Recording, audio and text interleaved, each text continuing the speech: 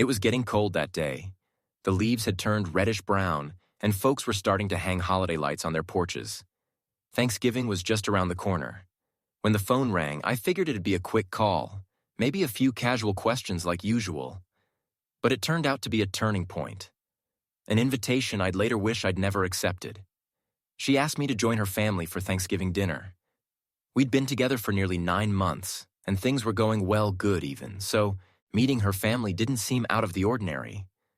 I remember nodding eagerly, even joking that I'd surely make a great impression. But she went quiet for a few seconds before responding. No, it wasn't that simple. This wasn't just any dinner. I was taken aback when she used the word unusual.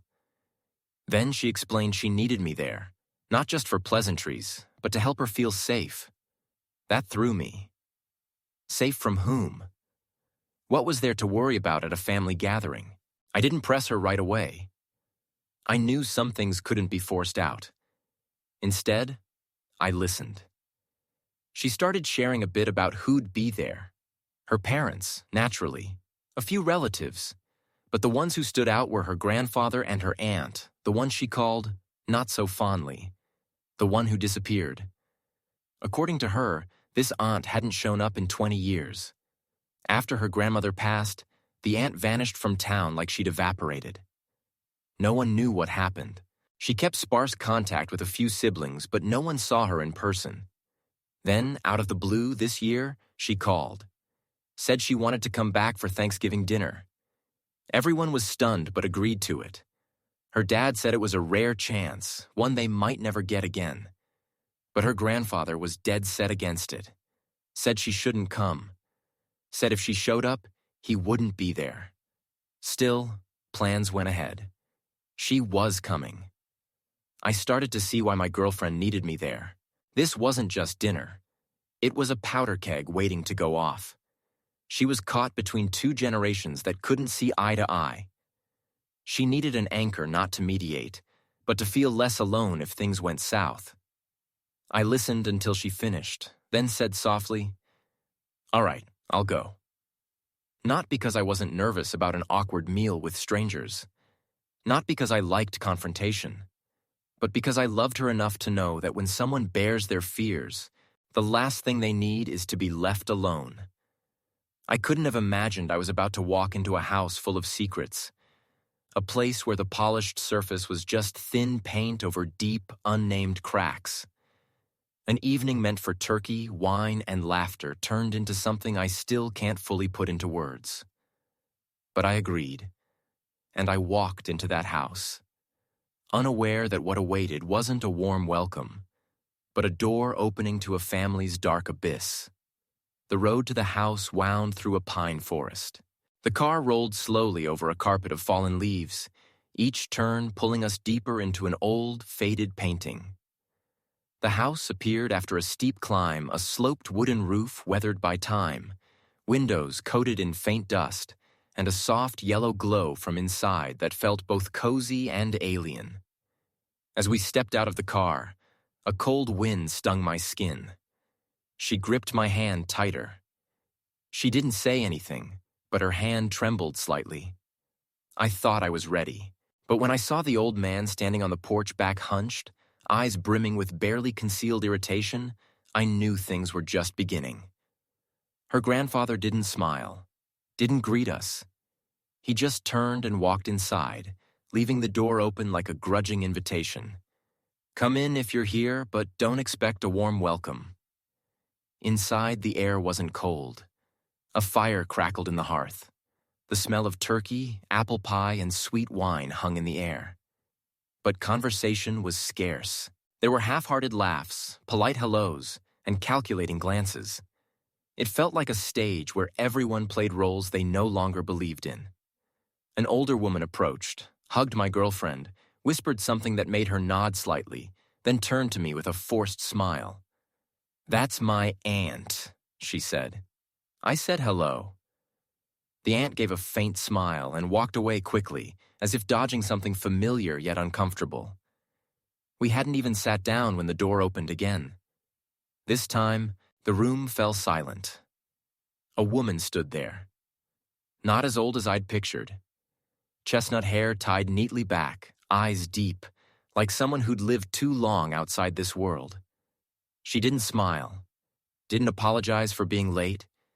She just stepped inside, looked at each person, and said in a calm, chilling voice, "Thank you for letting me come back." No one responded. Her father frowned. Her mother clasped her hands tightly. My girlfriend stared at the floor. Only her grandfather didn't look up. He sat at the head of the table, eyes fixed on the empty space ahead, as if ignoring her would make her cease to exist. Dinner was served as if nothing had happened. But everyone knew the woman who just walked in had shattered every unspoken rule. In that warm room, I felt something else. Not anger, not quite resentment, but a rejection, long, smoldering, and so deep it was almost second nature. No one mentioned why she'd disappeared. No one asked why she was back now. The meal was a silent chase of glances, a quiet but intense drama. And amidst it all, I started feeling I didn't belong there. I wasn't part of this family, but I couldn't leave. I couldn't abandon the woman I loved, sitting beside me with uneasy eyes and a forced smile hiding something she hadn't yet shared. I wondered, what happened in the past, big enough to freeze a family for 20 years?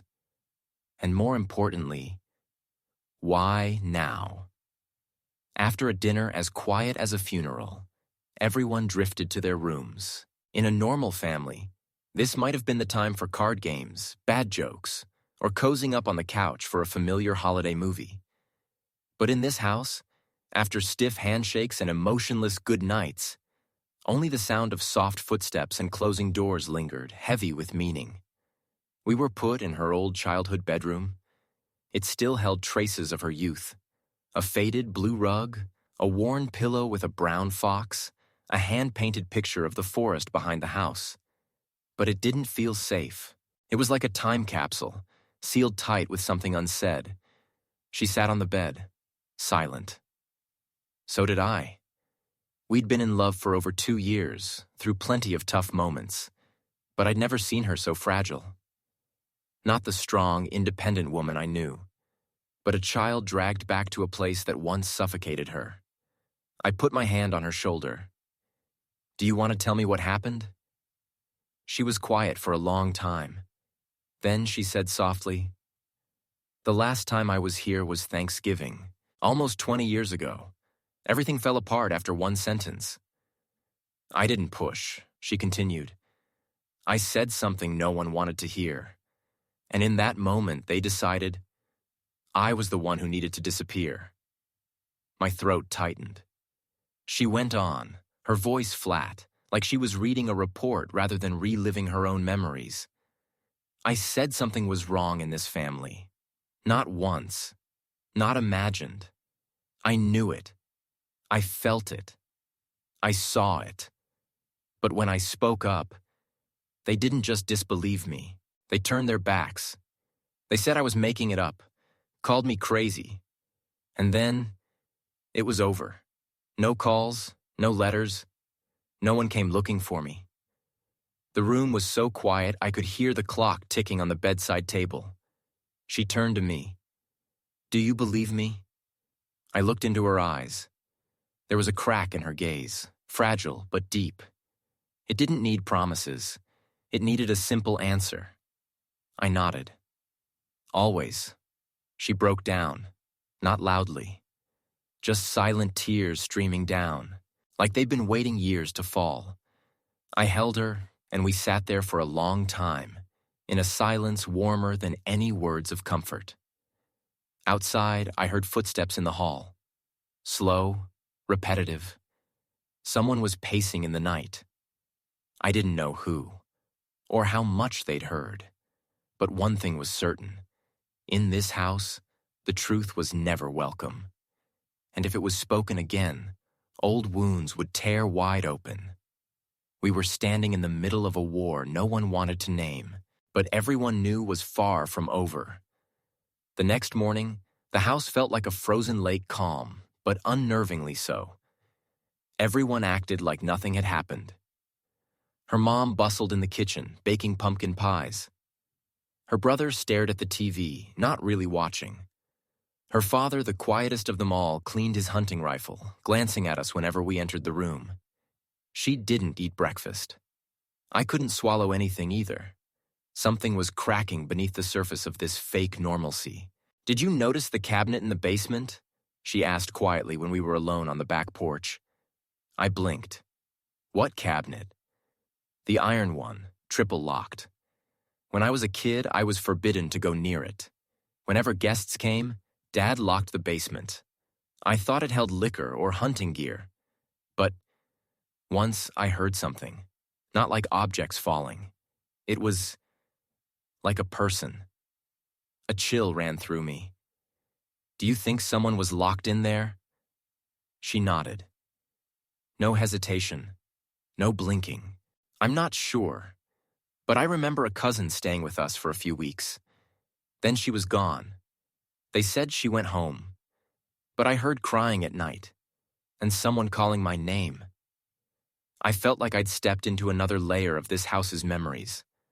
A layer locked away not just by iron bolts, but by denial, fear, and a family's complicity." She kept talking, like she was unraveling herself. "I used to dream I was locked in that cabinet. No door, no way out, just darkness and the smell of mildew. In the dream, I couldn't scream, because every time I opened my mouth, my voice came from behind the door. Like another version of me was trapped, trying to warn me. But it was too late. I put my hand on her shoulder. "Do you want to check the basement?" She didn't answer right away. After a long pause, she nodded. "Tonight, when everyone's asleep." All day we played along, pretended to join the kids' puzzle games, pretended to laugh at her uncle's recycled jokes, pretended we were part of this normal family enjoying the holiday. But inside, my senses were on edge. I started noticing things. Why did the basement door have 2 bolts? Why did the back porch light go out at exactly 10 p.m.? And why, for a Thanksgiving gathering, was there not a single bottle of wine in the cabinets? That night, at 2 a.m., she woke me. No words needed. We crept downstairs, each step like walking on thin ice. The basement door clicked softly as I turned the handle. The lock wasn't tight, but there was a wooden bar inside clearly meant to keep someone below from getting out. I turned on my flashlight. The wooden stairs creaked underfoot. The air smelled of mold, dust, and something like old meat. At the far end of the basement, behind a curtain of dust, was the cabinet she'd mentioned. An iron safe, old and hulking. I turned to her. "You sure?" She nodded, hands shaking but eyes resolute. I reached for the lock. Then from above came the sound of footsteps. Someone was awake, and they knew we were down here. The footsteps echoed on the wooden floor above like a warning drum. We froze in the basement. Neither of us spoke, the flashlight trembling in my hand, mirroring the growing fear in my chest. The footsteps slowed, then stopped right at the basement door. A dark shadow spread under the door's crack. For a moment, I heard breathing, not normal breathing, but heavy, deliberate, like someone suppressing rage or overwhelming emotion. I switched off the flashlight. She pressed close, gripping my hand so tightly it hurt. We barely breathed. Time stretched, thick and heavy. The shadow slowly retreated. The footsteps faded, moving back upstairs. We stayed silent for nearly a minute. Then she whispered, "We have to open the cabinet. Now, if we come back later, it might not be here." I nodded, feeling like I no longer had a choice. The lock was old, breakable with a hairpin, but tricky. My hands were slick with sweat. She kept watch, eyes glued to the stairs. After 5 tense minutes, the lock clicked open. A dry, sharp sound, like time itself snapping. The heavy cabinet door creaked open, and a cold gust hit us. Not just basement air, but something metallic, faintly sour, like time compressed and left to rot. No one was inside, but that didn't make it less strange. On a small wooden shelf were old photos, handwritten letters in a child's scrawl, a few broken toys. In the center was an ancient cassette recorder, yellowed with age. We exchanged a glance. I pressed play. The tape hissed before a voice came through, hoarse, faint, unmistakably a child's. "Mom, I'm sorry. I won't tell anyone again. I promise. It's my fault. I just want to go home." She froze. A chill ran down my spine. The tape continued, punctuated by long silences, then choked sobs. Sometimes there was a metallic tapping, like a distress signal. These weren't the sounds of a prank. She reached, trembling, for a letter. I read over her shoulder. "If anyone finds this, please don't let them lock anyone else up. I'm Leah. I'm 10. I don't know what day it is. I'm not allowed out. But I remember snow. Every time I hear footsteps above, I pray it's my mom. But no one ever comes." She bit her lip until it bled. I realized the name matched the cousin she'd mentioned, the one they said went home. She turned to me, eyes wet but burning with anger. They knew. They always knew. And they let it happen. I nodded. "We need proof, photos, the tape, everything." But when I reached for my phone, I saw no signal, no network, no GPS. In the basement, all connections were cut off. "We have to get upstairs," I said. "Take everything. Get out before they know." She gathered the essentials: tape, letters, a few photos, and stuffed them into her jacket. As we climbed the stairs, the kitchen light flicked on. A voice came from behind. "I thought you kids were asleep." We froze. Her father stood there, tall, silent, holding the unloaded hunting rifle. He didn't need to say more. We both knew. What we'd found wasn't leaving this house. No one moved. The fluorescent kitchen light cast a cold glow over the tomb-like silence. The man blocked the only exit, gripping the rifle unloaded, but no less threatening. She stepped in front of me, voice shaking but firm. "We were just getting some old stuff from the basement. Nothing big." He stared at her, as if reading every crease on her face, every twitch of her jaw. Then his eyes slid to me, slow and probing. Silence stretched for what felt like a century. Then he lowered the rifle and stepped back. "Watch the stairs. They're slippery," he said, his voice flat, devoid of warmth. We didn't need telling twice. She moved first. I followed close, both walking like a single misstep would unravel everything. As the door closed behind us, I heard the bolt slide shut. Not loud, not threatening, but enough to signal that we were no longer guests. We were a threat. We packed in silence. No words, no questions. I tucked the tape and letters inside my coat. She folded clothes, hiding evidence among them, like we were preparing for a weekend trip, not a midnight escape. Outside, it was still dark. Snow blanketed everything, muffling even the sound of the car door shutting. We left at just past 4 a.m., driving down the quiet forest road. No GPS, no streetlights, just the faint glow of headlights and the pounding of our hearts. Only then did I notice.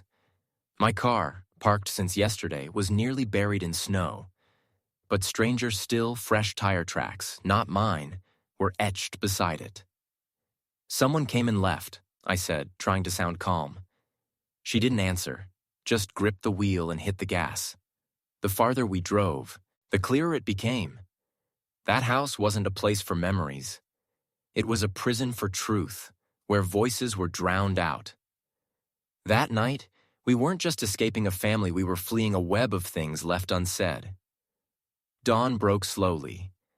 A faint pink glow on the horizon reminded us. There was still a world out there, where truth could be heard, where kids like Leah deserved to be remembered and believed. We stopped at a small gas station 2 hours from town. Far enough to feel safe, close enough for old ghosts to linger in our minds. I used my phone to document everything. Photos, the tape, the letters. Each page, each word was a piece of buried truth. We saved it all twice, digitally and physically, for safety. Then she sent an email, not to local police, but to an independent group investigating missing children and abuse cases. She knew there, at least, someone would listen, believe, and act. We didn't go home right away. She said if we returned too soon, everything would vanish. The basement could be gutted. The tape could break. The letters could be mistaken for trash. Her fear wasn't baseless. She'd seen how adults covered for each other, how they built walls of silence with family reputation, blind loyalty, and fear of being cast out. We rented a small motel room. For days, we wrote down the whole story. Not just to recount it, but to face for the first time a truth left unnamed. She spoke of her childhood, waking up at night to cries from the basement, dismissed as old pipes. Disappearances explained away with vague texts or sudden trips home. Adults always saying, family business stays in the family. I wrote what I'd seen, as an outsider with eyes unclouded by old memories. That way, the story could travel further, reach places where truth had been locked behind doors. 3 days after leaving the house, she got the first message. No sender name, just a single line. You're playing with fire. At first, she thought it was a scare tactic. But the next day, at a small coffee shop, a man sat at the table across from us. He didn't order anything, didn't speak, just stared at her, like he knew her inside out but had no intention of introducing himself. We left first. When we got to the parking lot, the rental car's tires were slashed. She looked at me, her expression calm, as if she'd expected this all along. This family didn't just hide things. They knew how to silence people. The next afternoon, she got a call. It was a distant relative, once close to her mother who'd left town years ago. Her voice trembled on the phone. I saw your message. I knew. I always knew something was wrong, but I was scared. Who wouldn't be? That house. It has power. Be careful. They've made people disappear before, like Leah. It was the first time someone outside the immediate family said her name. Not as a myth, not with pity, but as a warning. Can you tell me more? What happened to Leah? She asked, voice tight. A long pause, then a sigh. You shouldn't ask. If you care about her, walk away. But it was too late to turn back. The basement tape, the letters, the relatives' words, they were pieces of a puzzle bigger than anyone imagined. And we realized Leah wasn't the only one. Over the years, at least 3 kids had moved away from that area. No records, no transfer papers, no social media mentions. Like they'd never existed. One was a boy named Miles, 10, mentioned in her childhood diary. She recalled how he was the only kid who'd sit with her at lunch. Then one day, he was gone. They said his family moved south. But no one saw moving trucks, no one saw paperwork, a disappearance. No police report, no investigation. No one spoke of it again. I tracked down a woman who'd worked in the town's school records office. Retired now, living in a cabin by the woods. She flipped through old files, moving slowly, as if finding the truth was itself a kind of sin. Here, Leah Summers, enrolled in 2002, then abruptly removed from the system after 1 year. I asked who did it. She didn't answer, just handed me a faded printout with a signature I'd seen too many times in the letters, in financial ledgers, in property deeds. Her stepfather. We realized we were touching a sophisticated, organized web of lies. A system built on silence, fear, and dark influence. She looked at me, eyes blazing. If we don't tell this story, who will? I nodded. But one question lingered. Why did this family do it? And why was Leah's name so terrifying to them? We went back to the old house one last time, at night. No keys, no warrant. Just an old flashlight and the resolve of someone with nothing left to lose. She said, "I have to do this, not for me. For Leah." The house was pitch black, like it knew how to keep secrets. The air smelled of mold, rotting wood, and something faint that caught in my throat. We crept to the basement, the forbidden room Leah wrote about in her letters. She opened the creaky door slowly and shone the flashlight. Before us was a small room, rough cement walls, no windows. In the corner, an old iron bed, a broken child's desk, a few dusty toys. But what chilled me were the scratches. Long, jagged marks along the walls, hardened, like someone had screamed, clawed, begged for help, but no one heard. She stepped closer, trembling. On the desk, carved with a rusty nail, was a message. "I'm still alive. I still remember." After that, the truth unraveled. Hasty diary entries, hidden medical reports, inconsistent school records, and a faded photo. The photo was undeniable proof, taken at a first-grade ceremony. Leah stood beside her, smiling brightly, holding a certificate. But in the school's yearbooks, its records, its archives, Leah was never listed.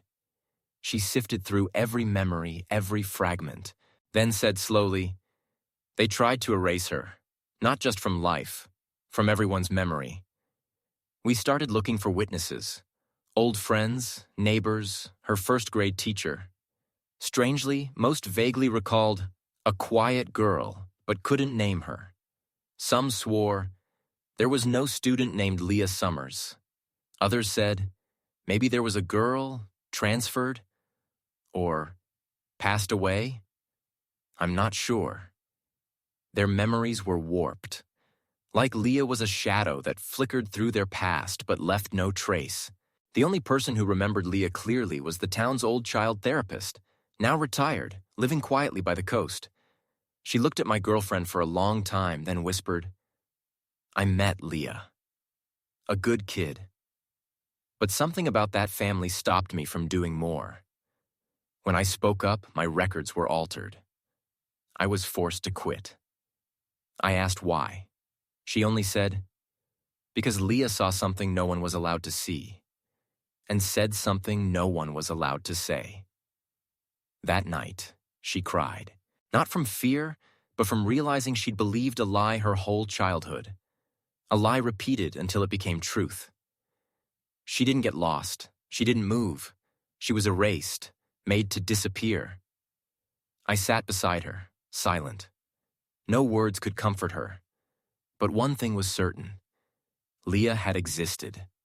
And now, she wouldn't be forgotten. We visited Leah's supposed burial site. No gravestone, no death certificate.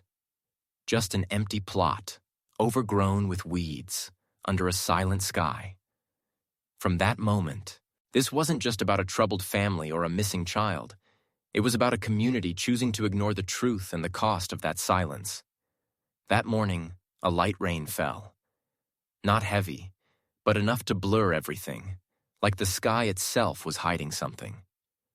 We sat in the car, parked outside the old town hall. She stared out, clutching the faded photo of Leah.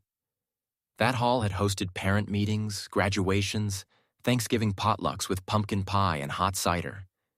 But years ago, it was also where she'd been silenced, pulled off the stage for daring to say Leah's name. "I didn't understand then," she said. "I thought I was wrong. But no, I was just right too soon."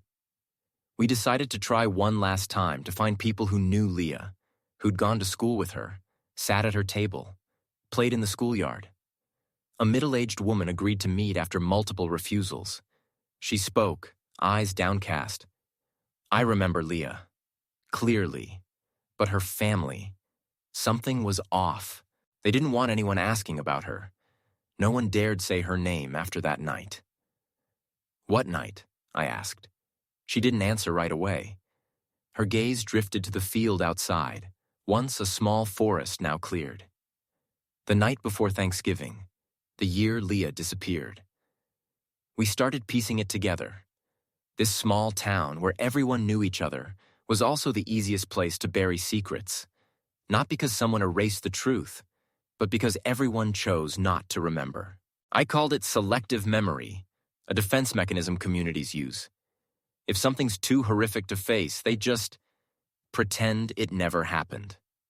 We didn't want to disrupt the peace, one person said.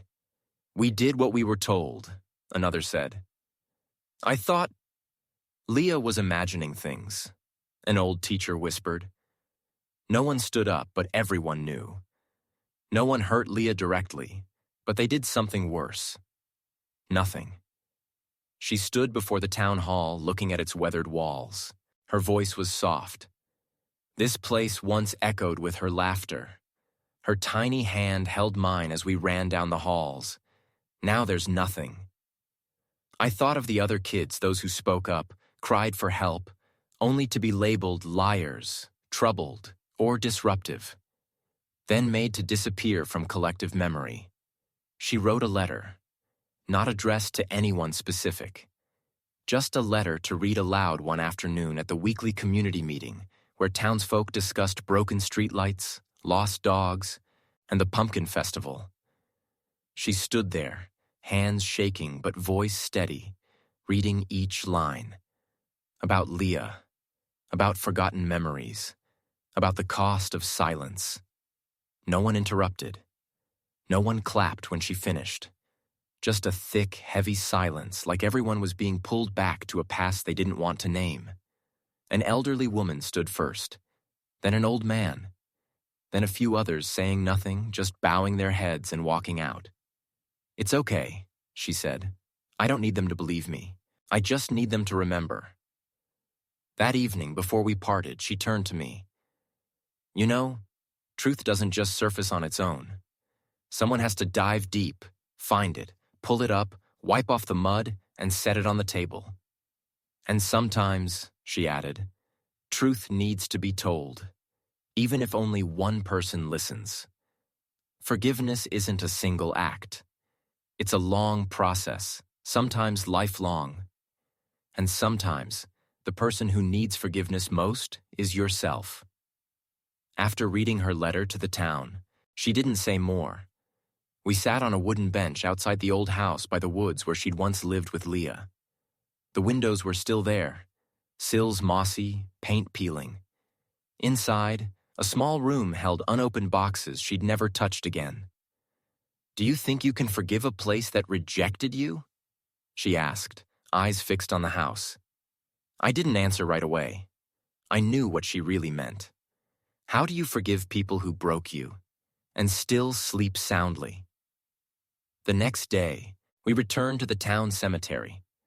Leah had no grave, no headstone, just an empty patch where grass grew wild around a small wooden stake, faintly carved. L-E-A-H. She knelt, brushing the grass, and placed a small yarn doll, the last remnant of Leah's life. I'm sorry, she said. To Leah or herself, I couldn't tell. For not being strong enough to protect you, for believing silence would make things okay. Her voice broke. For forgiving them. Too soon. It was the first time I saw her cry without restraint. Not from sadness, but from rage. Rage at carrying the burden, at forcing smiles, at being the only one living with an unhealed wound. But after the tears, there was a strange calm. Forgiveness, in the end, wasn't about letting others off. It was about letting yourself live. She started writing. Not for newspapers, not for courts. For people like her, those told to stay quiet, called overdramatic, blamed for speaking truth. Her first posts went up on a small community page. Slowly, one by one, others shared their stories. No one spoke loudly. No one used real names. But they wrote. About sleepless nights. About guilt for surviving. About longing for a Thanksgiving dinner free from screams in their minds. We can't change the past, she said at a small gathering, 6 women in a circle, each holding a mug of tea. But we can change how we carry it. From there, the meetings continued. No name tags, no pressure to speak. But everyone felt it. They weren't alone anymore. On her wall, where Leah's photo once hung, were new handwritten notes. Thank you for speaking. Now I'm brave enough too. I still remember Leah, and I won't forget. No one should grow up with a nameless wound. A young woman sent a postcard from another state. Your story was the first thing that made me believe I could heal. Forgiveness doesn't make things right. It doesn't erase pain or lighten the past. But forgiveness done right is a declaration. I choose not to let what others did define me forever. That night, before leaving town, she had me stop the car by the old field. Moonlight bathed the grass in soft silver. In the distance was the wooden house where it all began. I'll come back, she said calmly. Not for justice or to dig it all up, but to remind them. Leah existed, and I'm still here, a living witness to what they tried to forget. She turned to me, eyes steady. Will you tell it? I nodded. Some stories don't end, not because they lack answers, but because each reader finds a piece of themselves in them. Back home, I carried her old notebook filled with every detail, every memory, every shattered fragment. Some pages were yellowed, ink smeared by tears, but clear enough to read aloud. I started writing from the beginning, not as a news article, but as a message. Her story wasn't just hers. It was a mirror for what society ignores. The silence at family dinners, the averted eyes when old matters come up, the habit of shutting down inconvenient voices with, "Let it go, it's been years." Told honestly, her story began to live its own life. A month later, I got a letter from a woman in Vermont. I never dared tell anyone what happened when I was 12. But reading this, I don't feel crazy anymore. I feel understood. A man from Michigan left a voicemail. I thought silence protected my family. Now I see it only prolonged the destruction. They didn't know her name. They'd never met her. But they knew the lump in their throats when they read about Leah's cries. Because they'd heard those cries too sometimes from within themselves. I realized a story like this doesn't need to be a movie or a bestseller. It needs to be told, kept alive, passed on. She once said, "I don't need everyone to believe me. I just need them to know I didn't make it up for attention." Leah's story, and hers, was a small light in dark rooms where memories go unnamed. A small Maine organization began using the story in social worker training. Law students included it in discussions on whistleblower ethics and victim protection. A local radio station aired her letter reading, unedited, with her consent. No one needed to see her face. They just needed her voice, a voice that had been broken but chose to rise. Someone once asked me, "So, was justice served?" I don't have a clear answer. Those responsible weren't arrested or tried. But something changed in how people saw things. They no longer avoided her in stores. They didn't purse their lips at Leah's name. At one town meeting, someone who'd opposed her stood and said, "I'm not sure what's true anymore, but I know silence isn't the answer."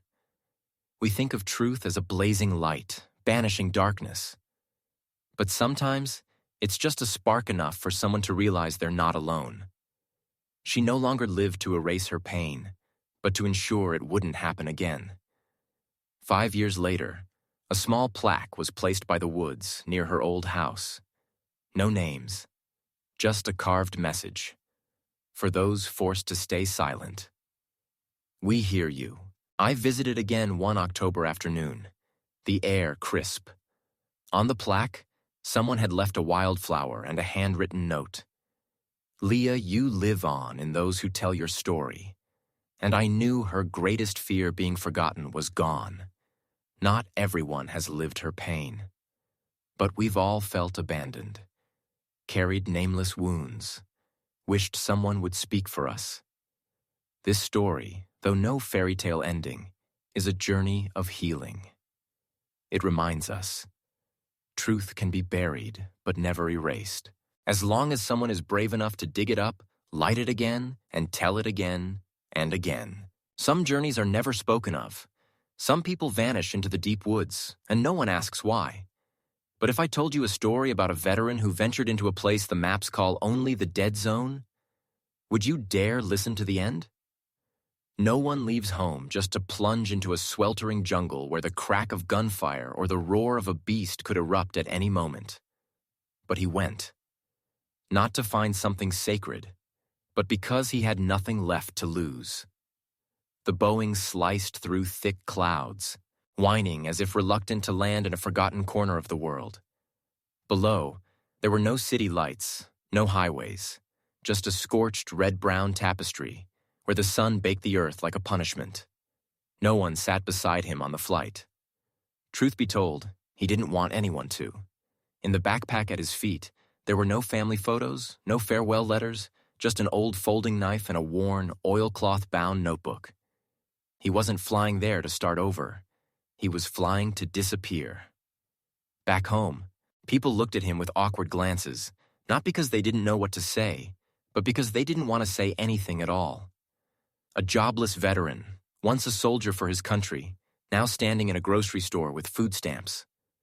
No one said it, but he knew. He'd become a living relic, something society wanted to bury as quickly as possible. When he stepped off the plane, if you could call that tin-roofed shack an airport, he felt no excitement. No nerves. Just emptiness. Like standing on a cliff and realizing the wind doesn't push you off. You're the one who steps forward. An ancient Land Cruiser picked him up, the driver speaking no English, offering no handshake. They drove through dusty red roads that stung the skin, past barefoot kids waving flags made from old cement sacks. The jungle on both sides seemed to swallow the light. The sky ahead was thick with gray, but he didn't care.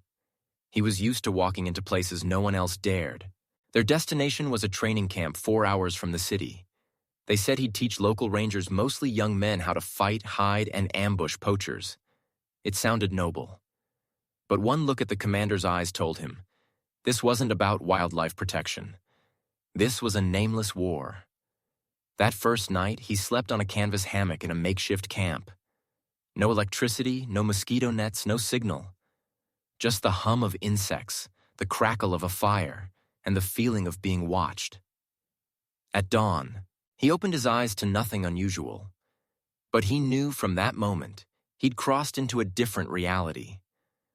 A world without social media, without news, where if you vanished, no one would come looking. They called it a camp, but it looked like a shanty thrown together by people who'd once lived underground. No flags, no proper uniforms. Just young men in tattered camouflage, wearing mismatched boots, with rusty AKs slung like gaudy jewelry. The first to shake his hand was a kid, barely 20, reeking of hand-rolled tobacco. His name was Loic, his eyes blazing like a cornered animal. Trying to be polite, he asked, "You ever shot anyone?" Loic grinned, showing a chipped tooth. "Never been caught, is all." It didn't sound like a joke. The first meal was mushy rice and something like grilled rat. No one complained. Here, survival wasn't measured in calories. It was about swallowing before something else snatched it. They ate with their hands. No one talked. Eyes drifted, but hands stayed close to guns. He was tasked with teaching ambush tactics. But after a few days, he realized these kids didn't need to learn how to kill. They just needed a reason to do it right.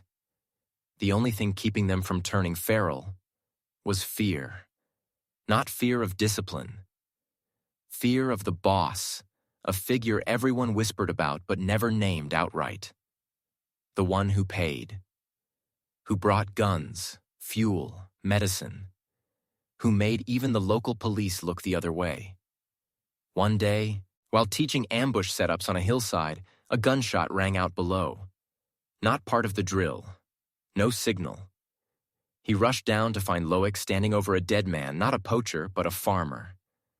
Loic shrugged, cold as ice. He was sneaking in the woods, probably hunting rats. "You didn't know for sure. Why'd you shoot?" Because no one asked me before they shot my mother. He wanted to argue, but the others just stared in silence. No shock, no debate. And he understood. This was the jungle. The law wasn't in books.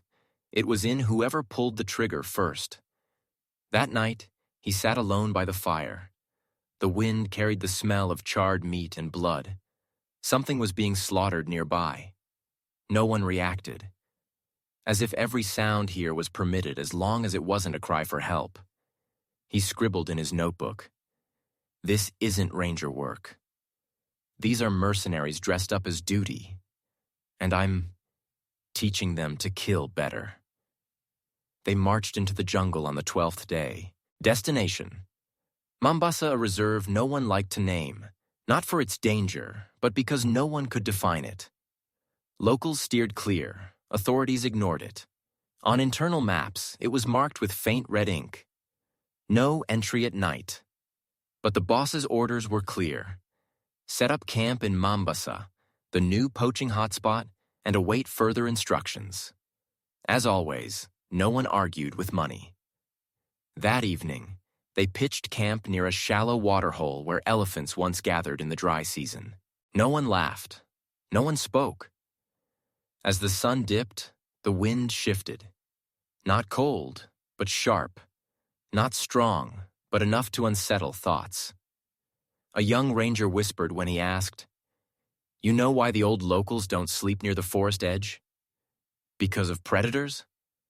Number because the night has ears, and the smell of humans wakes it." That night, the jungle was silent as a buried corpse. No crickets, no gibbons.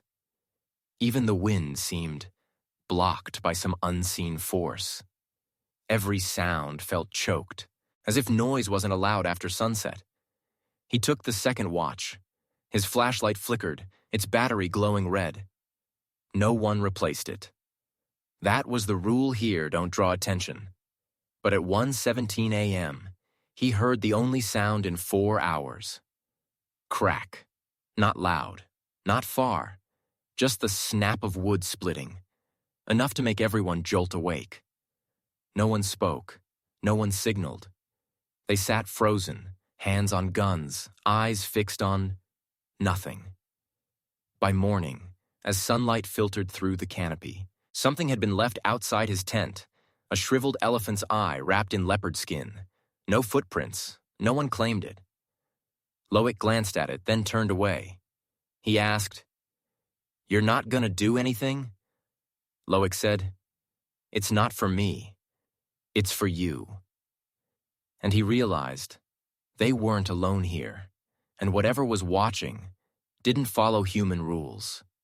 They got a report from locals, gunfire near the Red Clay Hills last night. By experience, it suggested rhino poaching with explosive traps, typical in the dry season, but it was the rainy season. Something was off. Still, they went. The group was small. 2 local rangers, 3 from Loic's unit, and him, the outsider, freshly baptized that first night. Leading was Che, a Congolese teke, swift, quiet, with a knack for tracking like a native hunter. They trekked 3 kilometers deeper, weaving through rotting trees, knee-deep in mud. The air so thick each breath felt like pushing through a slimy veil. It was 2 p.m., but the light was dim, like dusk at 6 p.m. Che signaled to stop. He crept closer and saw dried blood too little to be animal. And the smell. Rusted iron, moldy, wet, like decay soaked in raw meat. They picked up the pace. As twilight fell, their radio started failing. Freshly charged that morning, it now crackled like someone was choking the signal. Loic tried once, twice. Nothing. They decided to turn back. That's when Che vanished. No scream, no shot, no sign of a struggle. One moment, he was there, hand on his AK, eyes on the brush. The next, as they sidestepped a snake, he was gone. A minute of silence, then 10, then 30. They called out, "Che? Che, answer. Don't mess around." This ain't the place to test your guts. But only the wind answered, and a sound no animal in this jungle made. Ha-wee, he-wee. A slow, steady whistle, like someone mimicking a human voice. When they returned to camp, faces pale as ash, no one spoke. No one ate. Loic opened his notebook, flipped to old pages, and scrawled one word in the corner. Missing. Che, no sound, no trace, no blood. The next morning, Che's rifle was found hanging on a branch 4 meters up, wiped clean of fingerprints, tied with a strand of human hair. 3 days after Che's disappearance, rain fell relentlessly, as if the jungle refused to let anyone stay dry. The camp's air grew heavy, no one talked much. No one dared stray alone. Even Loic, who'd braved Myanmar's swamps, kept his gun close, even in sleep. Their next task was to check old UN Wildlife Survey sites, abandoned a year ago after 3 people vanished and a Frenchman went mad, 7 kilometers away. It was supposed to be routine collect old equipment, mark the map. But things turned strange when they arrived. The old station's roof had collapsed, covered in moss. But under the rotting tiles, near a wooden post, he found a canvas bag buried in mud. Inside was a 2003 Panasonic camcorder, caked in dirt, lens scratched.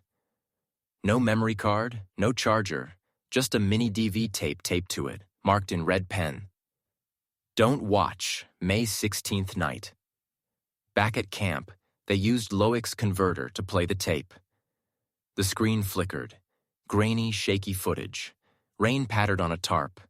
A young man's voice whispered in French, filming nocturnal animals. Just 5 minutes. Then we sleep, okay? The camera panned right.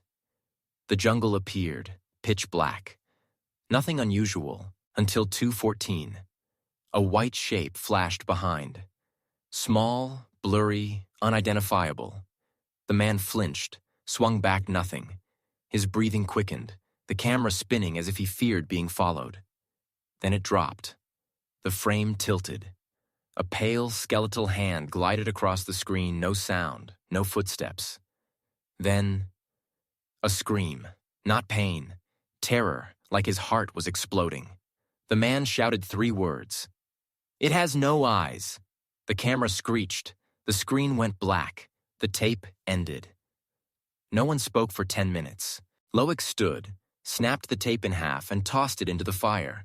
He asked, "Why destroy it?" Loic stared at him. "Because if we keep it, someone else will watch it again. And hear things you shouldn't see. Follow the last person who saw them." That night, he dreamed of the voice from the tape whispering in his ear. But not in French. Something else long, wet, wordless, like the jungle learning to speak human. The next day, the rain stopped, but the jungle felt unnaturally cold. No birds, no breeze.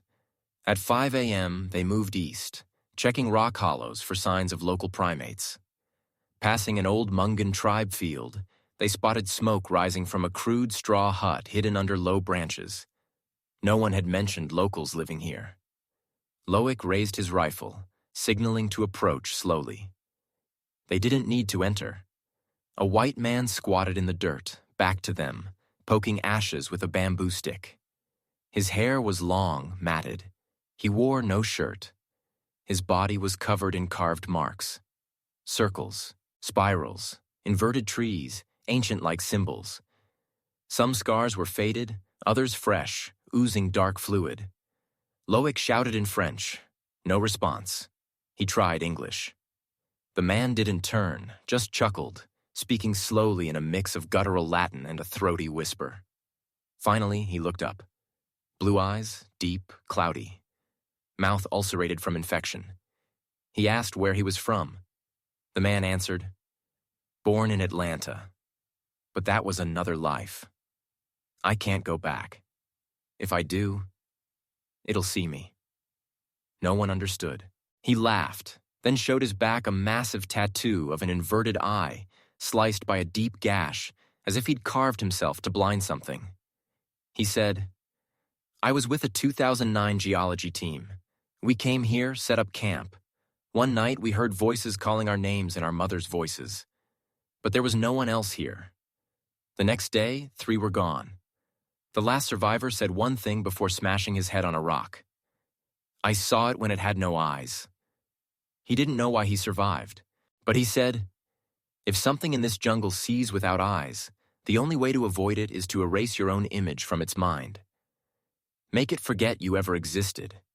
That's why he carved symbols into his skin, his tongue, his eyeballs, and hid here for 13 years, never leaving, never talking long to anyone. Loic didn't believe him, but the man smirked. That guy Che asked me the same thing. 3 days ago. The group froze. No one spoke. The man sat back down, drawing symbols in ash on his leg as if they'd never come. That night, Loic didn't sleep. He carved a small spiral on his wrist. No one asked why. But before turning off his flashlight, he looked at him, eyes bloodshot, and whispered, I know he's crazy. But did you notice? No crickets tonight? The next noon, the air was stifling, like the jungle was holding its breath. They pushed southwest into a forbidden zone. Villagers said no one should enter after 3 p.m. Che led, unconvinced. After 3 hours, they reached an unnaturally sunken valley, its basin too perfect to be natural. Trees barely grew, only thick moss coated the damp ground. And stone pillars stood in a circle. 12 pillars, each 10 feet tall, human-sized in girth. No carvings, no inscriptions, just glossy black stone, cold to the touch, like they'd been carved from a single slab. But it wasn't their shape that stopped them. It was the blood. Atop each pillar, blood streaked down. Some drips were fresh, falling within the hour. No carcasses, no fur, no human tracks, just blood, vivid red. Che climbed one to check. Her hand touched the top. She yanked it back. This pillar, it's warm, like something's vibrating inside. They tried the GPS, no signal. The compass spun wildly. Loic checked a paper map, but this area was blank. No name, no notes. Empty. They returned to the central pillar. Larger than the rest, it bore a carved circle with 3 diagonal lines identical to the madman's wrist carving. Che muttered, maybe a ritual site. Or a seal. No one laughed. No one argued. Beneath the central pillar, they found a rotted buffalo hide rope, knotted like a noose. Under the moss, a small bone, maybe a finger, its nail blackened by time. They retreated in silence. That night, they didn't camp, sleeping in a tent near a dry stream, 4 kilometers from the stones. No one slept. At 3 a.m., Fred, the Swiss, sat up, muttering in a voice not his own. A whisper. It doesn't see with eyes. It remembers with the smell of blood. The next morning, Fred was gone. His shirt hung on a branch, 12 steps from the stone circle. The night Fred vanished, sleep became a battleground. No one spoke of what they'd heard until Che broke the silence.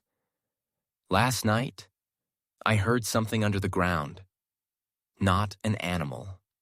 Like breathing or moaning. Silence. Then Loic. I heard it too, and I dreamed. Everyone flinched. In their dreams, they stood alone among the stone circle. The forest was black, with faceless figures' long arms, still as statues. Then the ground split, blood welling up. No screams, no chaos. Just a weary, ancient chant. Time doesn't die. It hungers.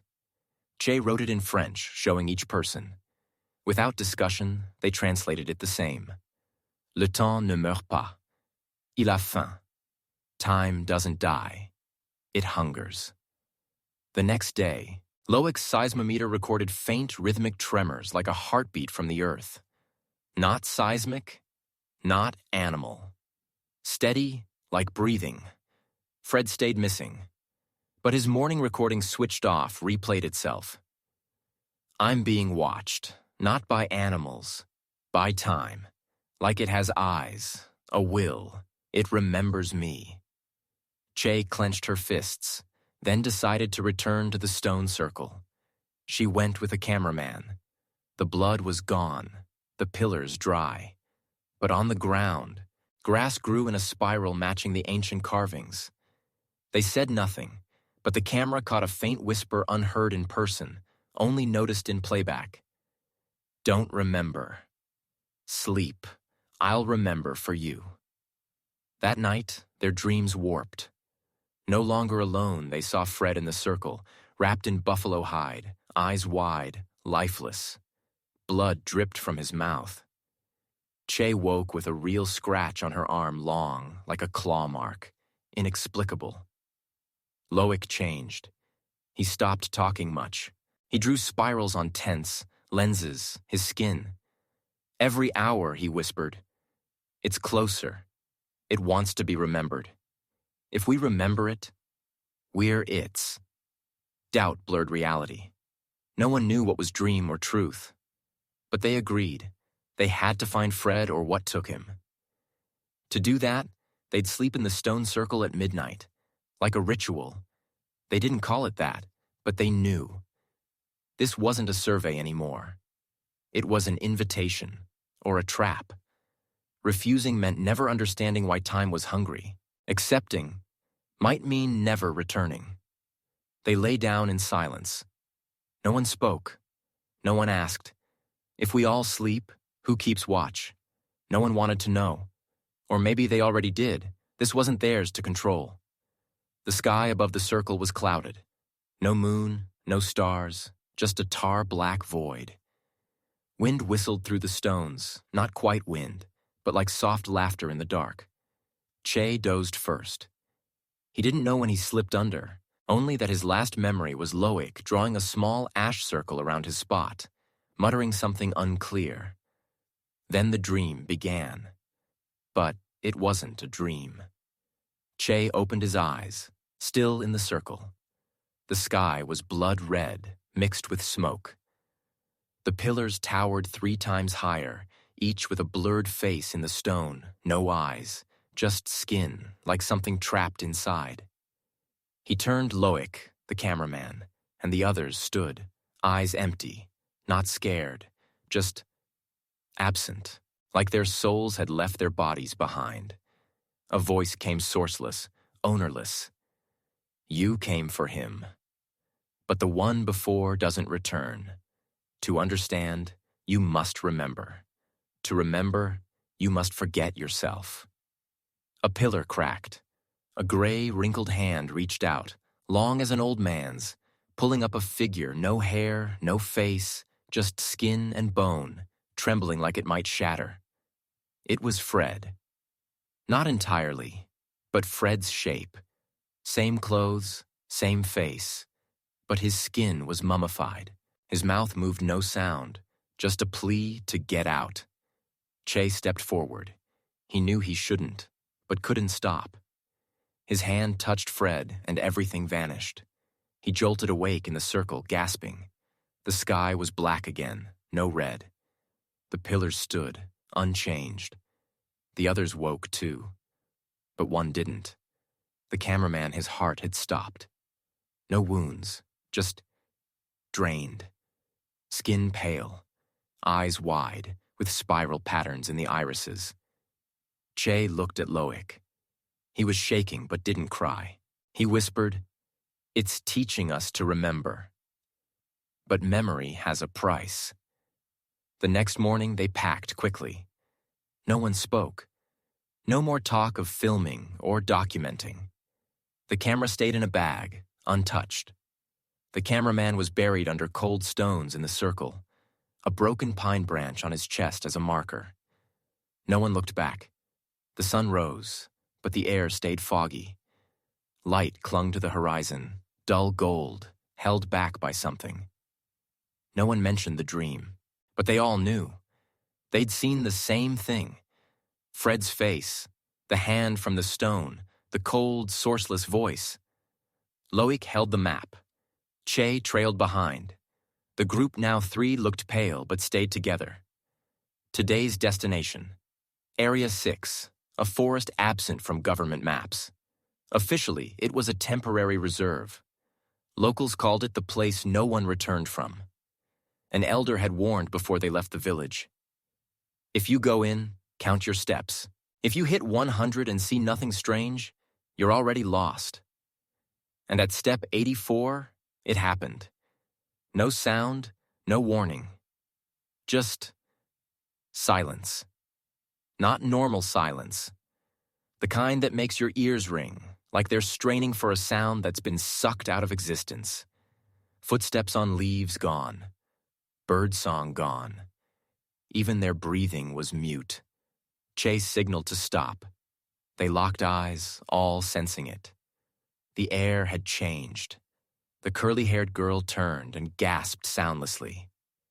Behind them, the forest was gone. In its place, a scorched field stretched to the horizon, black, flat, like it had burned centuries ago. No one understood. Minutes ago, they'd walked through dense pines, light barely piercing the canopy. Now, behind them was a charred wasteland. Loic said nothing. He pulled a small glass vial from his pocket, filled with dried, twisted roots.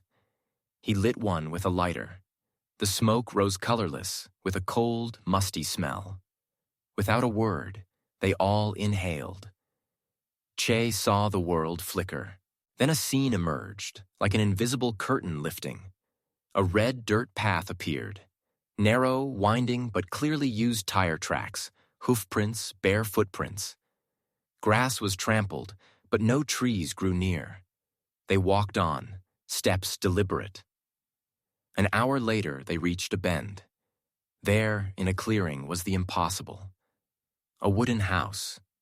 Not decayed. Not old. Like someone had left 10 minutes ago. The door was ajar. Wet mud marked the steps. Smoke curled from the chimney. Che glanced at Loic. No words needed. They knew. This was the place the dream wanted them to find. They climbed the steps, slow. No one knocked. Che pushed the door. It opened with a faint groan. Not hinges, not wind, but like a sigh held for years. Inside was the opposite of expected. No dust, no cobwebs, no abandonment. The house was warm, not from sunlight or a heater, but a living warmth, like stepping into someone's bedroom while they slept. Che entered first. The oak floor didn't creak. A large black and white photo hung on the wall, a family. A father in a cowboy hat, a mother in a high-necked 1930s dress, a thin, curly-haired boy about 8. Loic followed, touching the frame. Dust coated the glass, but a scratch marred the boy's left eye like someone had clawed it out. The curly-haired girl entered last, scanning the room. At the far end, an oak table held, a stack of leather-bound books, a locked wooden box, a black notebook, open, waiting. She picked up the notebook. The first page was yellowed, but the ink was clear, scribbled handwriting. April 12th. Sun rose in the north. Birds flew backward today. I tried burning the map, it wouldn't catch. The boy doesn't remember my name. Calls me the old man. Something's wrong with time, but I don't know where it broke. Che peered over her shoulder, then took the box. Its iron lock was old, a sliding bolt. He pried it with his knife. It opened. Inside was a faded postcard, its back inscribed, "If you get this, I'm no longer me. Don't trust what your ears hear. See time with your ears. Every circle leads to a person. Every person is a door. Don't knock unless you're ready to be opened." Beneath was a pocket watch, no hour hand, just a second hand, spinning erratically. Che held it to his ear, no ticking. Instead, a whisper, like words spoken inside his skull. "You're here. You've opened it." He dropped the watch. Instantly, the walls moved. not collapsing but shifting like a film rewinding. The family photo faded. The table dissolved layer by layer. The house darkened not by light, but by time. They stood in a room unmaking itself. Then they saw him. A man in the corner, unseen before. He wore a high hat, a long coat, standing sideways, staring at a vanished wall. No one spoke. He turned and his face matched the father in the photo, but his eyes were empty sockets, black and deep. His voice didn't come from his mouth. It echoed in their minds. You came too early. The circle isn't closed. The door hasn't called. But since you've seen, you must choose. Stay or take another's place. The air thickened like frozen fog. No wind, no sound. Just the deafening silence where each swallow sounded like a gunshot. The man didn't move, but his words pressed through centuries straight into their minds. There's no way out, only a way through, and that way needs a watcher. Che's fists clenched. His heart raced not from fear but memory. A flash. Him in this forest, at night, someone pulling him into a pit. The face blurred, but the whisper was clear. You'll take my place, when it's time. He'd never shared that memory. Too vague, too strange. But now he knew it wasn't a dream. The curly-haired girl stepped back, eyes flicking from the man to Loic. Loic trembled, eyes wide, sweat beading. Then Loic stepped forward. Wait, he said, voice hoarse. If someone has to stay, I'll do it. No one reacted. No one breathed. Che shouted softly, You don't know what you're saying. Loic nodded, eerily calm. I do. I've dreamed this place for years. In the dream, I don't leave. I vanish. But I know why. I'm the one who opens the way. The man didn't respond. But the floor beneath Loic blurred, like the house was swallowing him. The girl screamed, No! No one has to stay. There's another way. Che lunged to pull Loic back, but his hand passed through. No substance. No form. Loic was dissolving into the space, into a liquid time spiraling inward. Loic turned, smiling. His eyes weren't human anymore, too knowing, too deep, accepting the end.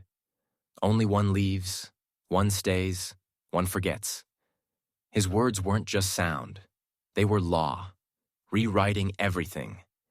The sky outside shifted. Golden sunlight turned ash gray. Wind rose, but didn't move the leaves. Only a whistling sound, like an ancient mother's lullaby. Then Loic was gone. No trace. Che and the girl were hurled out. The door slammed shut. When they turned, the house was gone. Just an empty clearing, grass, and a lone oak. Che collapsed, breathing hard. The girl sobbed into her hands. Later, he asked, What's your name? She looked up, eyes red, mouth moving soundlessly. Then she stood. Walked away. Didn't look back. Che tried to call, but his voice failed. The sky stayed gray. The watch had no hands. And in his ears, the voice lingered. You left. But you'll never escape. Che woke on cold, damp earth, amid forest birds. No distant roars, no house, no trace except him, and half of Loic's broken steel necklace in his hand. The sun was overhead. He bolted toward the main camp. But the path was gone. The trees felt familiar. The ground didn't. The silence was unnatural. No engines, no footsteps. Just wind and a metallic, musty smell. He reached the ranger station once alive with 2 guards and a 24/7 radio. Now, just a torn tent and a skeleton curled by cold ashes. Everything looked abandoned for decades. Che panicked. He screamed for Loic, for anyone. No answer. He found an old phone still charged. He dialed emergency. No connection. He checked the date. His eyes widened. Today, July 5th. 2048. He sank down, cold sweat on his neck. The last day he remembered was early July 2025. 23 years. A night in that forest. A generation to the world. The shadows of those who don't return. 2 weeks later, an environmental team found Che. They brought him to the capital. Biometrics, papers, and identification confirmed he was Che M. Beaufort, missing since 2025 during a failed poacher chase in Congo. The media exploded.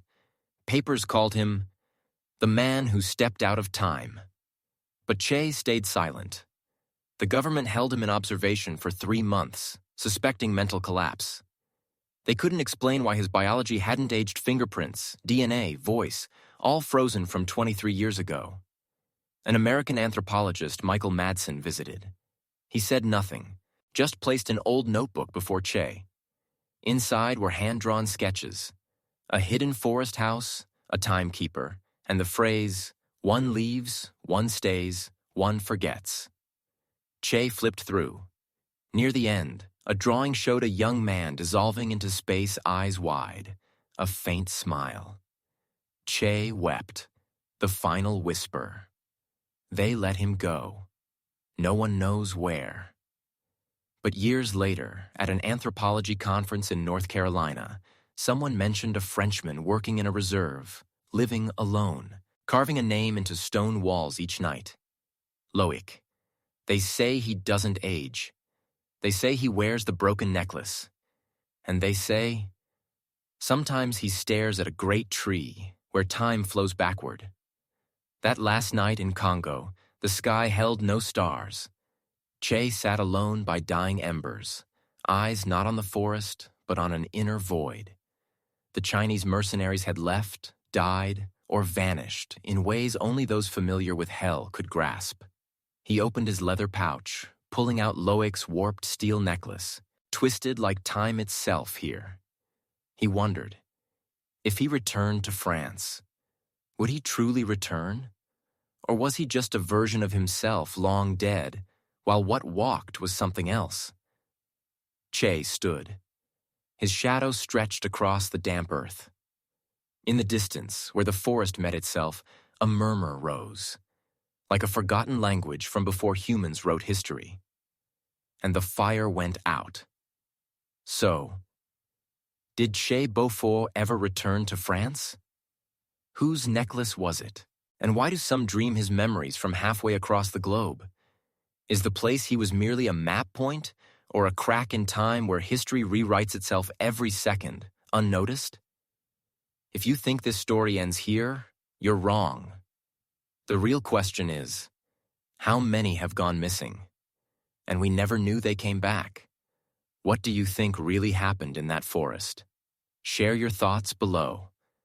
If this story haunts you, pass it to someone who loves uncovering hidden truths. Follow for the next chapter where we dive deeper into dreams that aren't yours.